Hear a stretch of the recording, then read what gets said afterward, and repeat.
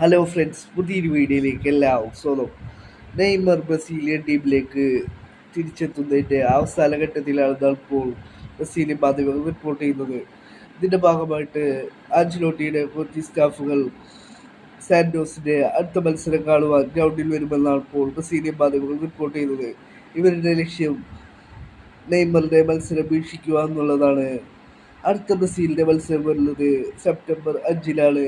ചിലിക്കെതിരെയാണ് ആ ഒരു മത്സരം വരുന്നത്. പിന്നീട് സെപ്റ്റംബർ 10-ന് ബൊളീവിയ നേരിടും ബ്രസീൽ.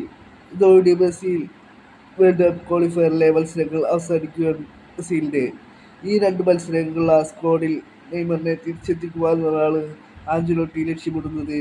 ഇതിൻ്റെ ഭാഗമായിട്ട് ആഞ്ചലോട്ടിയുടെ കോച്ചിങ് സ്റ്റാഫുകൾ സാന്റോസിൻ്റെ അടുത്ത മത്സരം കാണുവാൻ ഗ്രൗണ്ടിൽ ഉണ്ടാവുമെന്നാണ് ഇപ്പോൾ ബ്രസീലിയൻ മാധ്യമങ്ങൾ റിപ്പോർട്ട് ചെയ്യുന്നത്.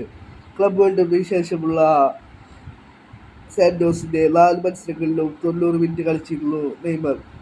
ഇപ്പോൾ നെയ്മർ ബ്രസീലിയൻ ടീമിലേക്ക് തിരിച്ചെത്തുവാൻ പോവുകയാണെന്നാണ് ഇപ്പോൾ ബ്രസീലിയൻ മാധ്യമങ്ങൾ റിപ്പോർട്ട് ചെയ്യുന്നത്.